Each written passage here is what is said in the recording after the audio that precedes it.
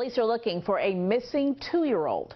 Want to show you Noah Tomlin. We're told he was last seen wearing a white and green pajama shirt and diaper. His last known location was on Atlantic Avenue at about 1 o'clock this morning. This normally quiet Hampton neighborhood overtaken by crime scene tape, search parties, and forensic units, all centered around this mobile home, the last place 2-year-old Noah Tomlin was seen.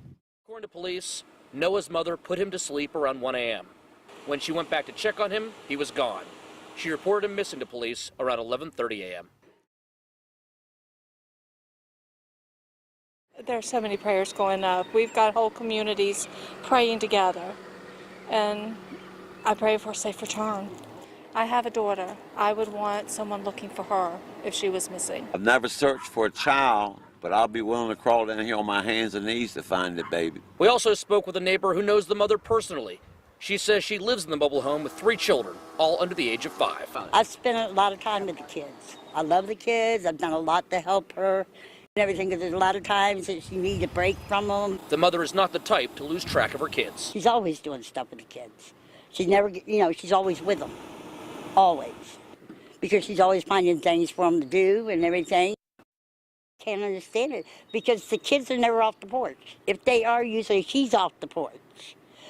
But she's got a gate that she locks and everything. We're considering everything from the child just walking away, but 2 years old shouldn't be able to walk too far, to all the way up to and including foul play. We're looking at all potential possibilities. Well, we have a missing child, a 2-year-old, that has not been seen since 1 o'clock in the morning. Reported missing at about 11:35. The child was put to bed last night, and again, the parents have not, or the mother has not seen the child since about 11:30 this morning when she reported missing. We take these situations extraordinarily seriously, and we are unable to locate the child after a number of searches. So we've called in additional resources. At this point, we are getting ready to escalate that even further. We will be having assistance from the Virginia Department of Emergency Management search team. We requested some assistance from the state police with their mobile command post. We have just recently called in the FBI to assist with the investigative side of this. We're considering everything from the child just walking away, but 2 years old shouldn't be able to walk too far, to all the way up to and including foul play. We're looking at all potential possibilities. Even an abduction possible? We're not ruling anything out until we find the child. And so we're going to take it as though worst case and hope for the best case. How's the mother handling all this? She's working with our detectives at this point and trying to find a safe resolution to this as well. And it's safe to say she put, the child to bed at 1. Maybe she didn't wake up till 11:30, and that's when she noticed he was gone. Is that? That's what we're trying to get. She reported the child missing at 11:35 this morning. Other than that, details, we know that she put him to bed last night about 1 a.m. But other than that, we're not prepared to go into any further details. Search continues. You're taking a look at the mobile command center right there, set up behind us. And they have told us, police, that they are scaling back some efforts overnight. For instance, they're sending home their police dogs. But first thing tomorrow morning, as soon as the sun comes up, it's all hands on deck. Once again, police are not giving up on finding Noah alive. It's been more than 24 hours since Noah Tomlin vanished from his home near Buckroe Beach. And now the search is growing more and more desperate. We're out here on Seaboard Avenue between 1st and 2nd Street, and we just are within walking distance of the toddler's home. You can see a slew of first responders, just more and more showing up this morning as they continue their search.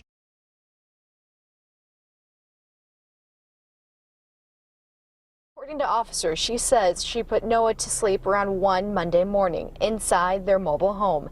When she went back to check on him, he disappeared. Officers say about 10 hours later at 11:30 a.m., she called police. We're going to continue to check and recheck these areas. Once more, first responders across Hampton roads are going through low-lying areas with a fine-tooth comb. Covered the shoreline multiple times while Noah's parents spent time at Hampton Police Headquarters overnight. I can't go into the investigative aspect of it, but I can tell you that our investigators are diligently exploring every option.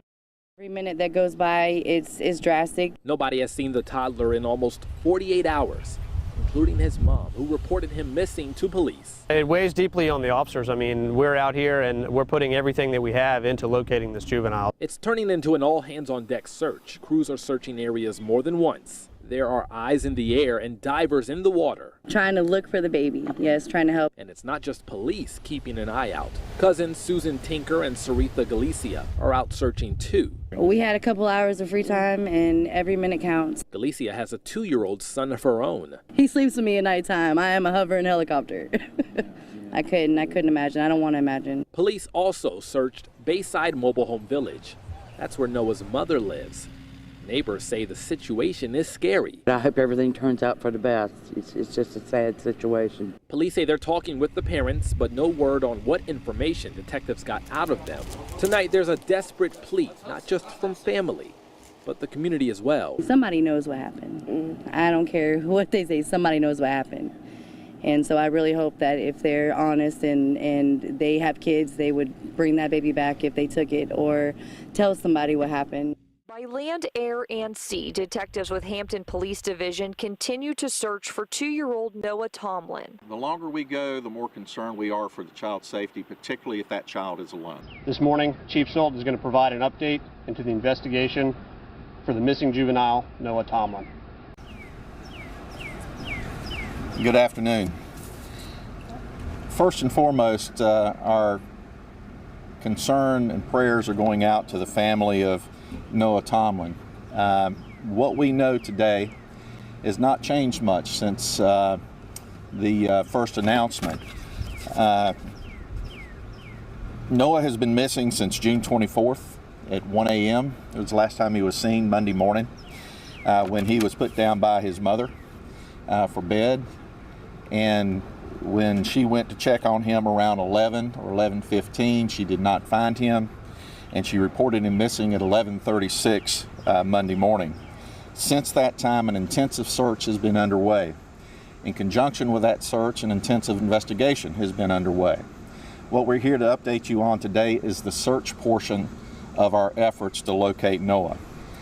We have looked on land, water, we have checked trash dumpsters, we have checked neighborhoods, houses, underneath buildings, in sheds. We actually covered the area multiple times with different teams so that we would have different eyes checking the same locations repeatedly. This has been very intense over the last 48 hours. Today we have shifted our search efforts to the landfill. We planned for it early. We worked with our Public Works Department to isolate trash to where we wouldn't get into having to search an entire landfill. We also stopped trash pickup in the area so that we could check trash before it was transported, but we know we always miss something. So this is the next phase. But today I wanted to make sure that we were transparent and letting you know why we are here. We are on the investigative side working with local, state, and federal investigation, and that includes the state police, that includes our investigators, but it also includes the FBI up to and including the behavioral science unit associated with the investigation. We are working with all of our neighboring jurisdictions. We're working with, we have worked with the Port Authority, Maritime Response Team. We've worked with the Air Force OSI resources and their security forces to assist, Tidewater Search and Rescue, the Virginia Port MERT team. We're looking at the Hampton Roads Incident Management Team. Chesapeake Fire Department has provided some assistance. York County Sheriff's Department, again the FBI, Pocosin Police Department and fire departments. There's a myriad of resources that we have put into place. We have done water searches with side scan sonar. We have used airboats to get into the tidewater areas, into the marsh areas. We have searched those areas on foot. We have used aerial drone teams from multiple jurisdictions to assist, as well as I mentioned before, multiple repeated searches in the immediate area. So right now we had kind of an isolated area that we were searching. It's not like a woodland search, and we're dealing with a toddler that if it walked away, and this toddler was not very mobile, could take a few steps, it'd fall down, pick up, take a few steps. And so it's kind of an isolated area. So we extended that well beyond the range a toddler could walk. I have not personally spoken with the mother yet. She's been with investigators. She's developed a rapport with some of them, and so I'm kind of leaving it to them at this point. I would say that she's holding up about as well as you could expect under circumstances. All right? With that, thank you very much. This is just Noah on the floor playing with toys.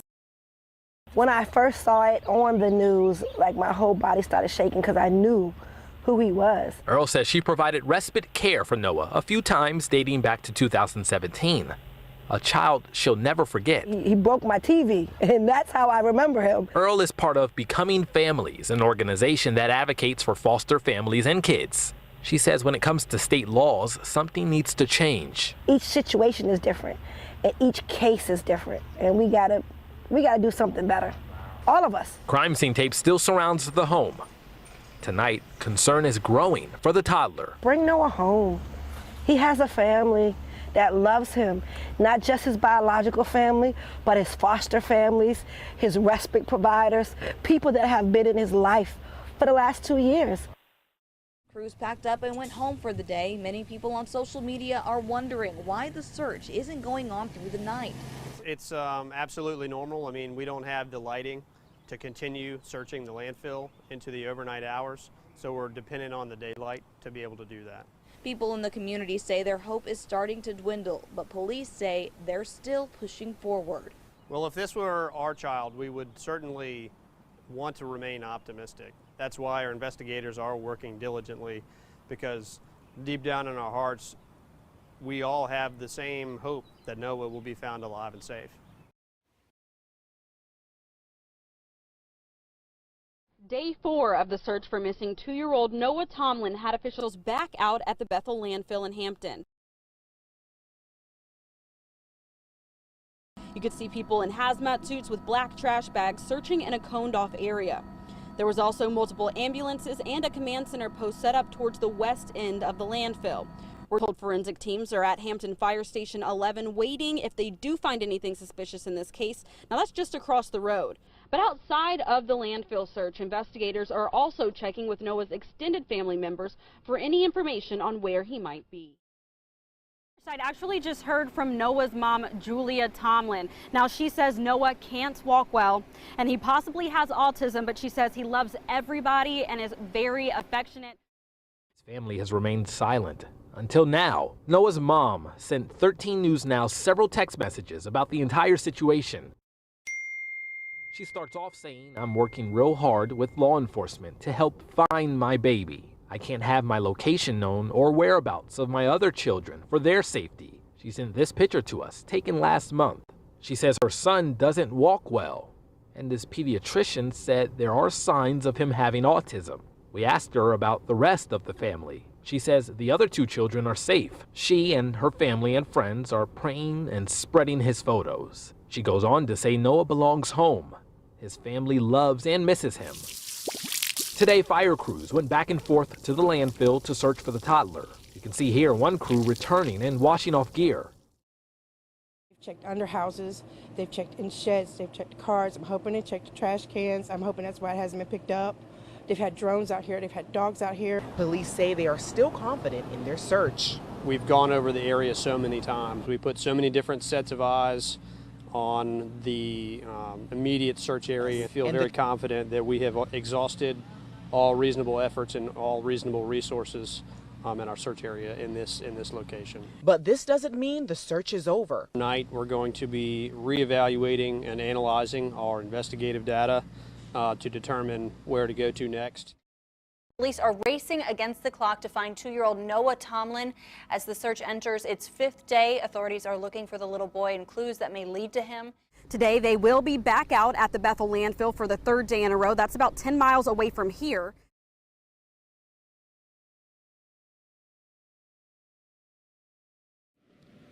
Good evening, and thank you for being here on such short notice. Tonight, our hearts and prayers continue to go out to the loved ones of Noah Tomlin and for Noah Tomlin. On Monday, June 24th, at approximately 11:36 a.m., the Hampton Police Division was notified by Julia Tomlin that her 2-year-old son Noah was missing. This began a very intensive investigation conducted by the Hampton Police Division, other local, state, and federal partners. Much of this you have witnessed throughout the week. What you have not witnessed is the intensive investigation going on behind the scenes. This continues to be a two-pronged process on both the search and investigative efforts, but tonight we are announcing an arrest related to the disappearance of Noah Tomlin. We are arresting Julia Lena Tomlin, 34-year-old Hampton woman, the mother of Noah, in connection with his disappearance. Charges are pending. Unfortunately, to date, Noah has not been found. Based on the highly coordinated investigation, we believe him to be deceased. This leaves us a little bit speechless, but the search for Noah continues. We'll never give up hope. The Hampton Police Division, along with the Hampton Fire Department and our agency partners, are intensifying our search efforts to find Noah with a more specific focus starting now. As the investigation is ongoing and in a very critical stage at this moment, there's very little information that we can share in addition to what I'm providing.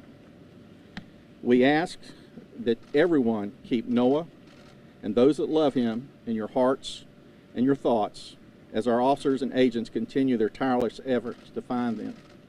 I can tell you that it's old-fashioned police work, and it's the efforts of the Bureau, the Federal Bureau of Investigation, the Behavioral Science Unit, all of these partnerships coming together to put these pieces together. I'm not going to speculate. I'm not going to talk about the individual parts of the case. Can you tell us what she's charged with? Those charges are pending. And she is in the police station. Here in Hampton? Yes, ma'am. She's right inside.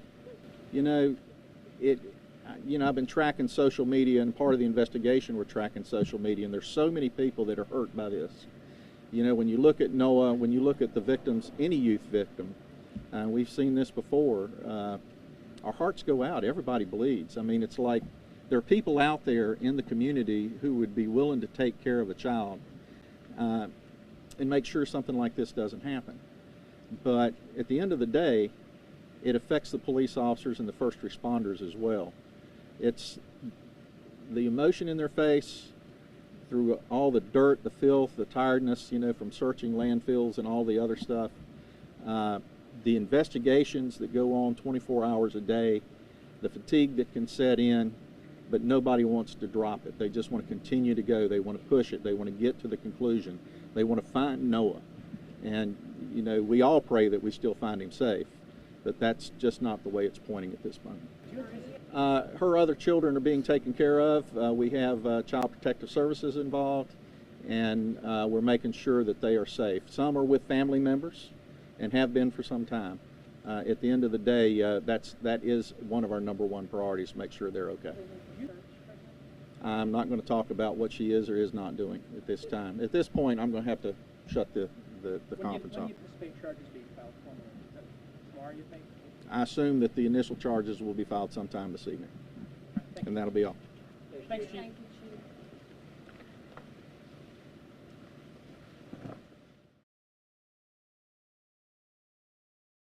Good morning again, Ms. Tomlin. Come up and have a seat at the table there, please. Julia Tomlin in court for the first time since police arrested her last Friday night. Tomlin spoke very softly to the judge and became visibly emotional at times.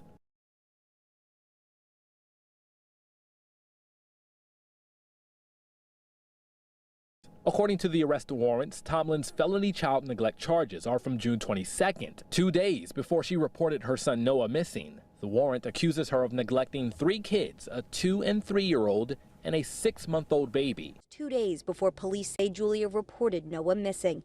When asked about the difference in dates, Hampton police could only say, That kind of speaks a little bit towards the deeper elements of the investigation, so I can't talk about that. We're putting so much effort into this. not just because we want to bring a close to the investigation, but it's what Noah deserves. This morning, we learned a little about Tomlin and her criminal past. A judge found Tomlin guilty of child neglect in 2010. According to a criminal complaint, Tomlin told a detective she sat her then 1-year-old daughter on the stove. She said moments later her daughter fell on the stove, leaving her with severe burn marks on her back. Both of the girls' parents told detectives they never took their daughter to the hospital. Tonight, the search for Noah is intense. Not only are crews searching the landfill, they're now at the Hampton NASA steam plant. Police say the conditions, especially in the landfill, are grueling. Digging through the entire city's trash, it speaks volumes to what it means to them to get this child recovered. Officers that are on the search, they remain dedicated, many of them volunteering to work this assignment in lieu of their regular assignments. And many of them are volunteering to work extra long hours. These extra hours are being spent at the city landfill and Hampton steam plant. Police cars and crews could be seen outside of the steam plant building today. City officials say the steam plant is where some of the city's trash goes instead of the landfill. There it is turned into renewable energy, and it's where Hampton police say their search efforts will stay for now. While we're not ruling out other locations altogether, at the immediate time, that's where our search efforts are focused, both at the landfill and the steam plant.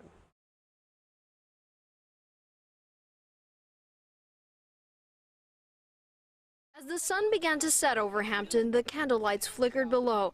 People in the community came together for 2-year-old Noah Tomlin. Very emotional. A little boy is lost. We don't know where he is. We're trying to come to terms with the devastating news that police have reason to believe Noah is dead. We were shocked. We honestly thought that thoughts were led to somebody taking him for his safety.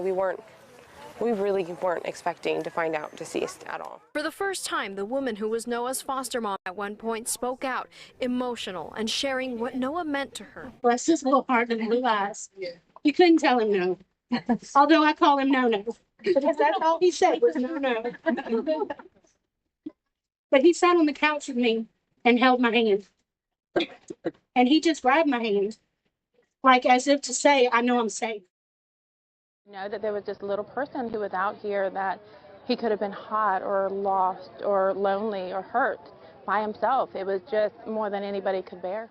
We're demanding answers, not just hoping. No, we need answers. There were 4 independent searches of the area around Noah's home. There were also 2 searches that were conducted at the landfill and at the steam plant where trash is diverted. On the investigative side, we have been assisted by a number of different folks, but particularly the FBI. This includes agents, technical, and including the behavioral science unit out of Quantico that have assisted. The information gained through the investigation helped focus the search efforts. Conservatively, we've spent over 10,000 man-hours on this process. We have been through 1,000 tons, and let me put that in perspective, that's 2 million pounds of garbage, and searched that by hand. The priority all along has been to find Noah. It's with very mixed emotions that we report today that goal has been accomplished.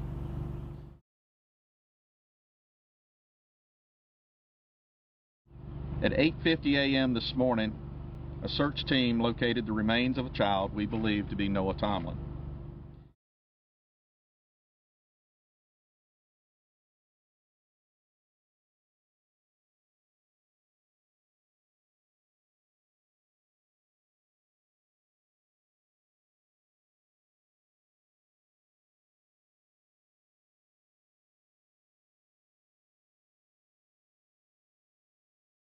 Tomlin is accused of murdering and killing her 2-year-old son. There is no question in my mind, based on the evidence, this child was tortured. Tonight, murder charges for Julia Tomlin as we learn how her son died. According to an autopsy and anthropology report, Noah had fractures to his skull, jaw, and ribs. The report revealed that Noah's abuse was so gruesome, his bones stopped growing. Commonwealth's attorney Anton Bell described Noah's injuries as if a child had fallen several stories from a building. Nothing really kind of grabs you like seeing a child or a toddler being the victim of a crime, particularly something as horrific as this particular crime. According to the medical examiner, Noah's body was in a state of decomposition when search crews found him inside the Hampton NASA steam plant in July. The only things recognizable, his liver and one of his legs. She should never, ever get the opportunity to ever hold another baby or to ever be in a caretaker role. Julia Tomlin was brought into the courtroom today wearing shackles. 14 witnesses were called in for today's preliminary hearing. One of those witnesses, Brad Bailey, was called in by the Commonwealth. He claims to be the father of one of Julia's children. 2 days before Noah was reported missing, Bailey said he went to Tomlin's home. She had called me the night before and about 10 times in that day. I should say, like, she wasn't able to clean her house. So she needed me to provide her this so she could clean her house to make it suitable for child enforcement. He said that afternoon around 1 to 1:30, Noah was alive. My focus wasn't on Noah, but he was there in the living room. Then Brian Knoll was called into court. He claims hours later that same day he went to Tomlin's home with his daughter. He says at that time there was some question whether he could have been Noah's father and wanted his daughter to meet Noah. He said Julia wouldn't let him see Noah. Anyway, we can just, maybe me and my daughter can just peep in. We won't wake him, to see Noah. And again, Julie responded that, well, he's asleep.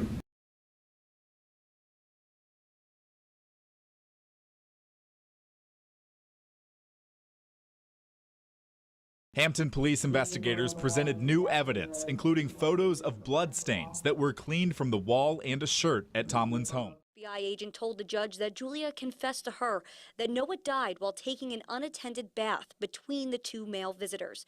She says he hit his head and drowned. Instead of calling for help, Julia told the agent that she put him in his bed. So when Noel came to the house, it looked like he was sleeping, according to the agent. The agent then said that Julia put Noah in a diaper box and had a friend throw the box away. All of this was 2 days before Julia reported Noah missing. One of the officers who found Noah Tomlin's remains at the Hampton steam plant testified he had to leave the scene to throw up due to the terrible smell and sight. Finally, after reviewing details of the medical examiner's report, the judge ruled that Noah's violent and unnatural death represented enough probable cause to certify the charges to a grand jury. The judge overruled defense motions to throw out 2 of the child neglect charges and the homicide charge. This morning, she pleaded guilty to second-degree murder, child abuse and neglect, and concealment of a body. Tomlin walking out in handcuffs, emotionless when the judge handed down his sentence. As she stood for the judge's sentencing, the judge sentenced her to 55 years in prison with no time suspended. Now, he gave her 40 years for second-degree murder, 10 years for felony child neglect, and 5 years for concealing a body.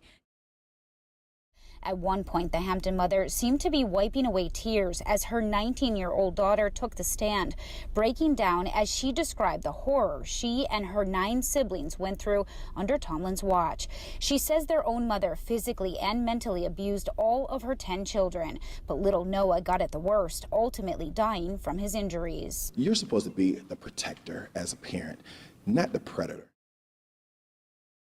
The medical examiner saying the toddler suffered blunt force trauma to his head. But the autopsy found that Noah suffered many injuries way before his death and that there was a pattern of abuse. The medical examiner says the toddler had broken ribs and a broken jaw before he was murdered. This is someone who was brutalized. This is someone who was tortured. So you don't torture someone and then say, oh, I'm remorseful that I torture you. No, you're remorseful that you got caught. It's heart-wrenching that he had to die, and it's heart-wrenching that he had to suffer the way he did. But at the end of the day, death was a welcome friend because this kid had went through the worst of the worst. Noah Tomlin's family has many unanswered questions. An innocent life taken too soon. I mean, It's still hard to wrap my head around, but I sat down with Noah's grandparents on his father's side and his oldest sister. They're still trying to come to grips with the toddler's death. It's been very hard. Unfortunately, their time spent with 2-year-old Noah was incredibly short because of family conflict. They only met him once, just a few days before his mother, Julia, reported him missing. It was good to get to know him. He was very sweet. Vincent Jones says it seemed Julia was back on track.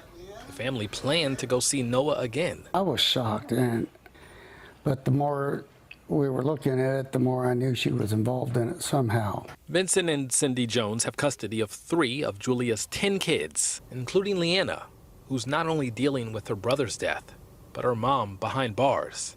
Just think about like the positive parts about the situation, like Noah's no longer suffering. Tonight, the family is asking for better child welfare laws, so this won't happen again. The system did fail Noah. The system did fail Noah. In the meantime, the family is focused on healing and remembering young Noah. I wish I could have known him the way that I know my other grandchildren. But we will know each other sometime, someday.